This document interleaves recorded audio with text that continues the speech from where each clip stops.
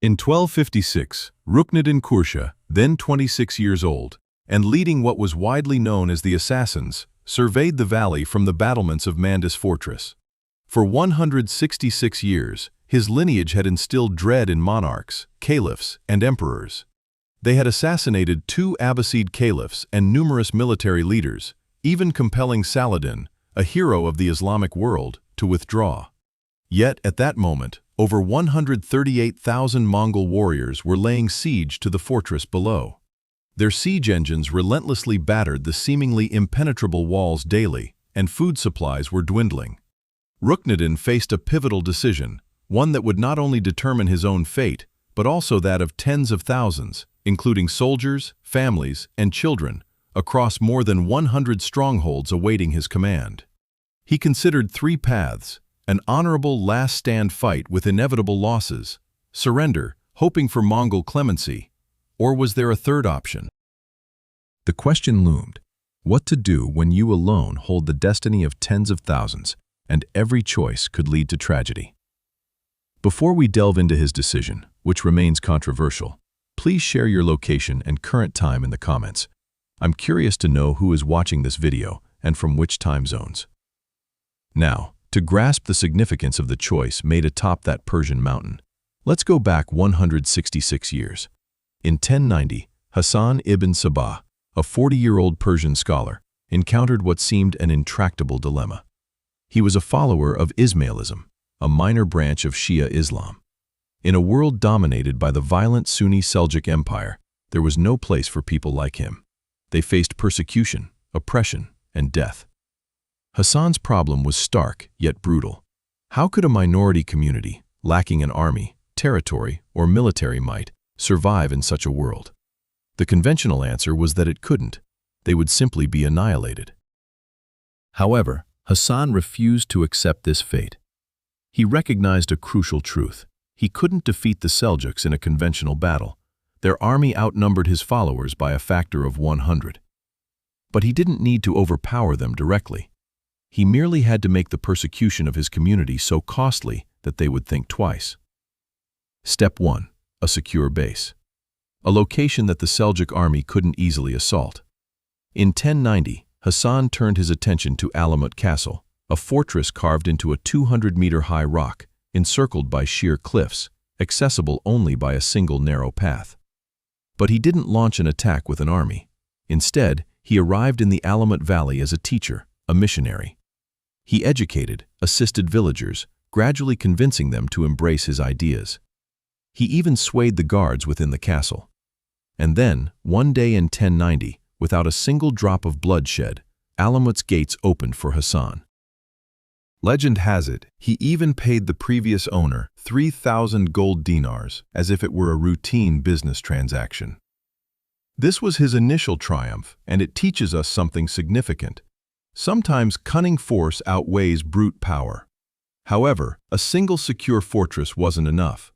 Hassan needed a strategy to prevent the Seljuks from attacking his communities across Persia.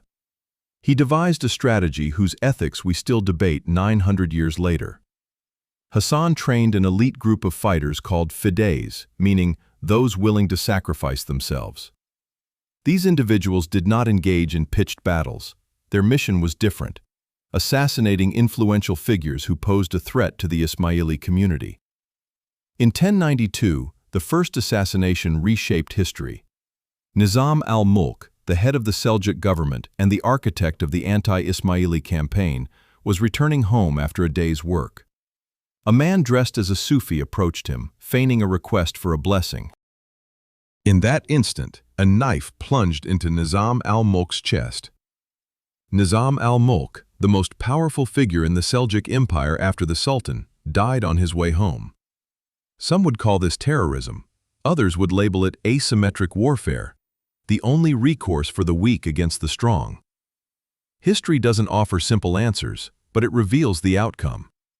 For the next 166 years, major empires, the Seljuk, the Abbasid, and even the Crusaders, had to meticulously consider their actions before confronting the Ismailis.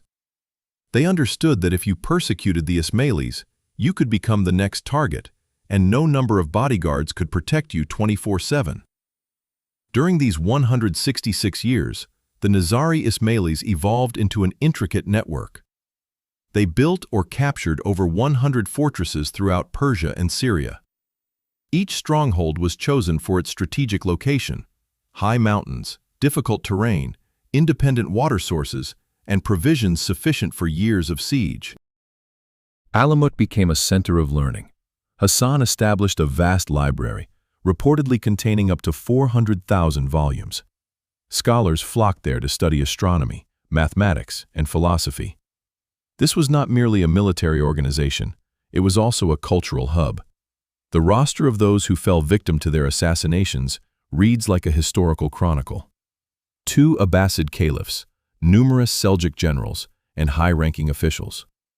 Conrad of Montferrat, who was destined to become the king of Jerusalem, and even Saladin, the revered hero of the Islamic world, endured 2 attacks and narrowly escaped each time. Yet, a crucial distinction must be made. These were not random acts of violence. Every elimination served a precise political objective, aimed at safeguarding the Ismaili community from its adversaries. This exemplifies asymmetric warfare at its purest. When an enemy cannot be vanquished on the battlefield, the approach to confrontation must be altered. For 166 years, this strategy proved effective, until they encountered a foe operating by entirely different rules. While the Nizari Ismailis were establishing their clandestine network across Persia, a formidable new power was emerging far to the east. Genghis Khan had united the Mongol tribes, forging what historians would later describe as the quintessential military machine. The Mongols were not merely distinguished by their brutality, though they were indeed ruthless. Their hallmark was a blend of impeccable organization, unwavering discipline, and, most critically, a remarkable capacity for learning and adaptation. Confronted with formidable fortifications, they adopted siege warfare techniques from China. When faced with the necessity of crossing rivers, they acquired bridge-building expertise from Persian engineers. Their methodologies were never rigid. They consistently sought the optimal solution for every circumstance.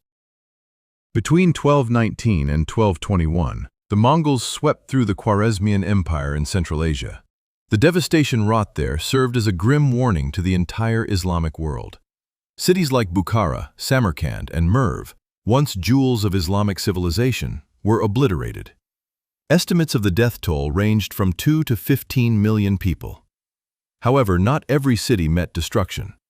Some towns immediately surrendered and were spared, while others resisted and were utterly annihilated.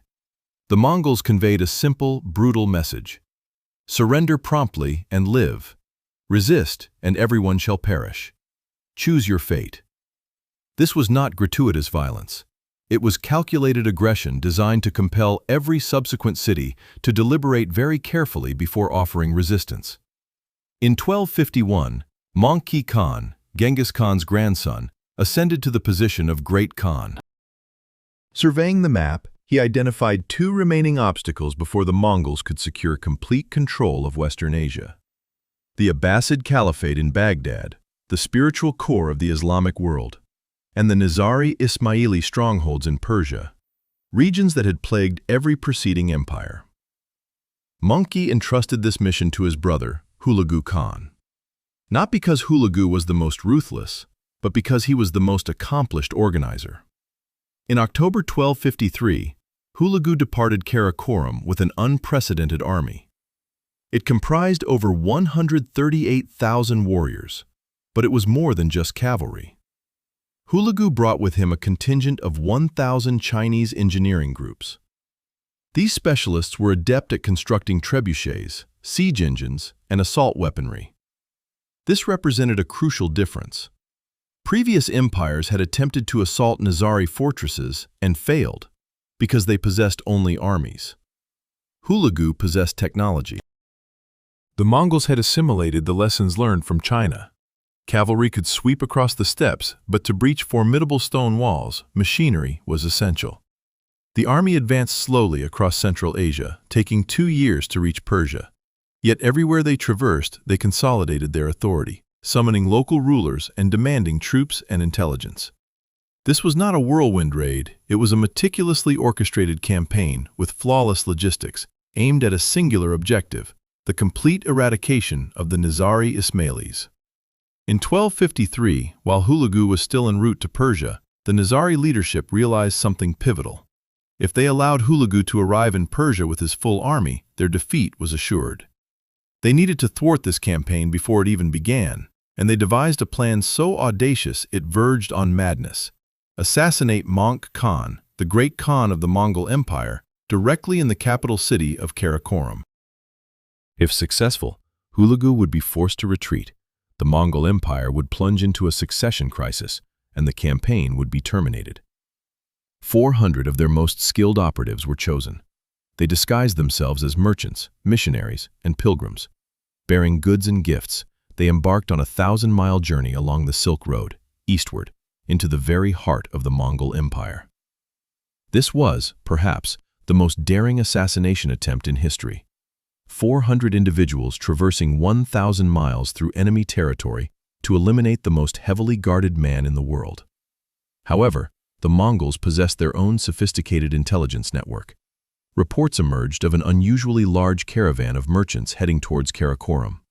Special security protocols were implemented. The conspiracy was uncovered. The 400 assassins failed, and now, Möngke Khan had not only strategic, but also personal motives for eliminating the Nizaris. In late autumn of 1255, Hulagu crossed the Amu Darya River and entered Persia.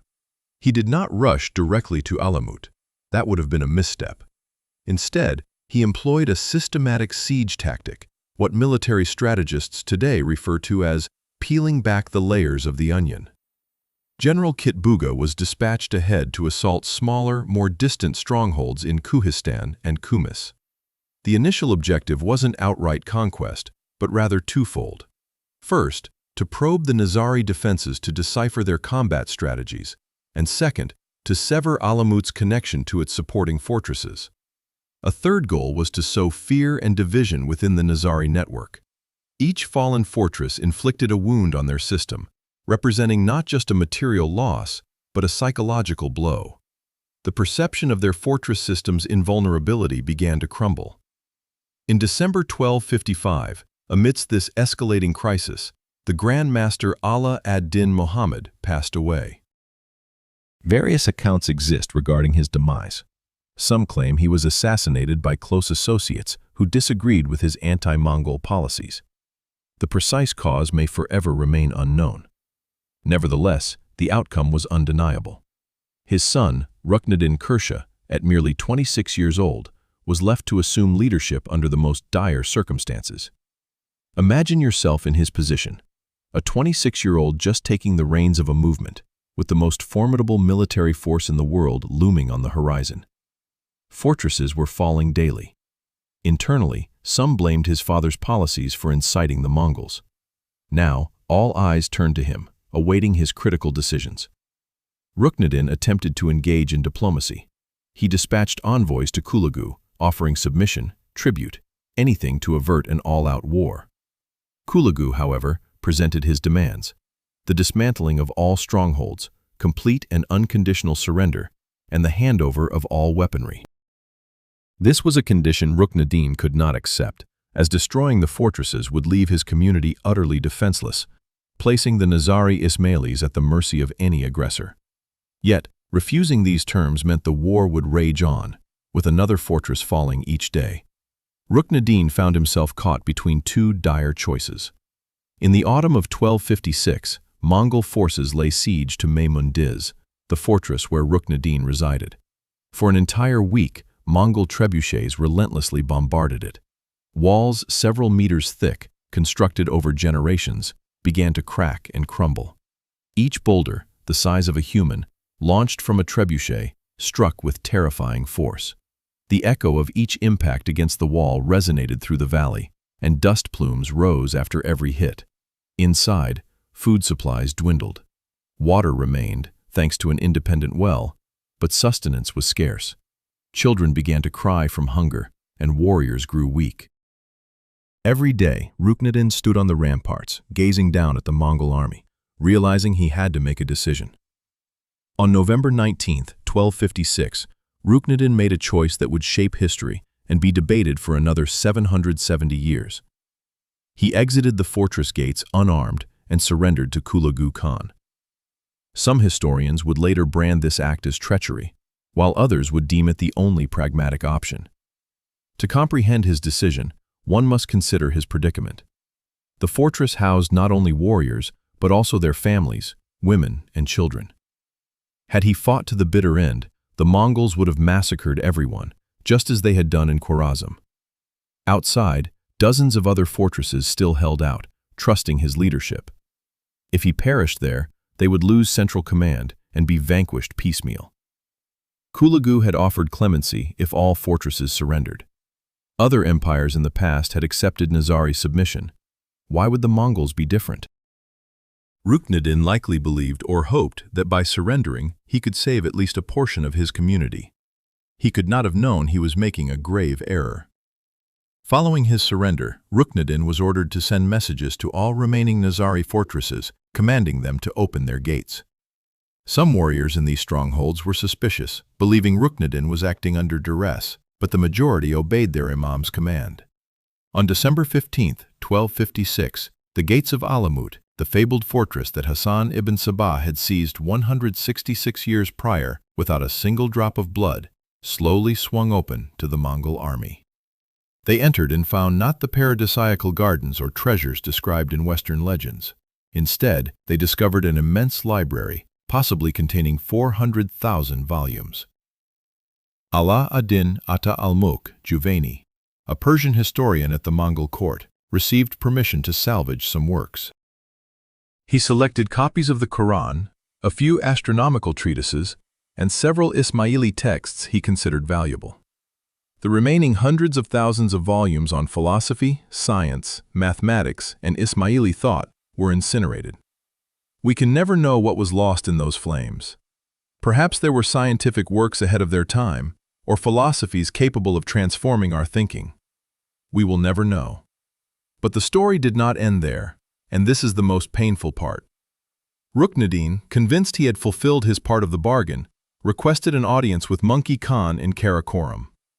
Perhaps his goal was to negotiate favorable terms for the Nazarites under Mongol suzerainty. Hulagu, after some deliberation, consented to Ruknadin's request. Ruknadin, accompanied by a small retinue, embarked on the arduous journey eastward. Upon their arrival in Karakoram, Monkey Khan refused to grant him an audience. He cited the defiance of certain castles, notably Lamsar and Girdku, which had yet to capitulate, as justification for nullifying any agreement. During their return trek to Persia, a final directive from Monkey Khan reached the Mongol escort. Ruknadin and his companions were brutally executed. In accordance with a Mongol custom reserved for rulers, he was trampled to death by horses, a bloodless demise. Following this, a sweeping decree was issued across Persia, commanding the extermination of all Nizari Ismailis, with no quarter given. As documented by Malik Juwaini, an estimated exceeding of 100,000 Nizari Ismailis were slaughtered throughout Persia. In Kuhistan, Mongol commanders deceitfully assembled Nizari communities under the pretense of amnesty, only to then massacre nearly 12,000 individuals in a single day. The stronghold of Lamsar eventually fell in January 1257, succumbing to a cholera outbreak. However, Girdku, a smaller fortress, remarkably held out for an additional 13 years, finally surrendering in 1270. This period represents one of history's most systematic and brutal massacres, targeting not merely combatants, but women, children, and anyone who adhered to the Ismaili faith. Then, in 1275, nearly 2 decades after Alamut's destruction, a remarkable event unfolded. An individual claiming to be Ruknadin's son rallied the surviving Nizari faithful, launching a successful assault and reclaiming Alamut for several months. The Mongols were compelled to return and reassert control over the fortress. Yet, the message was clear. Even after immense catastrophe, their spirit remained unbroken. Today, 770 years subsequent to those events, the Nizari Ismaili community endures. Roughly 15 million adherents reside across more than 2 countries globally.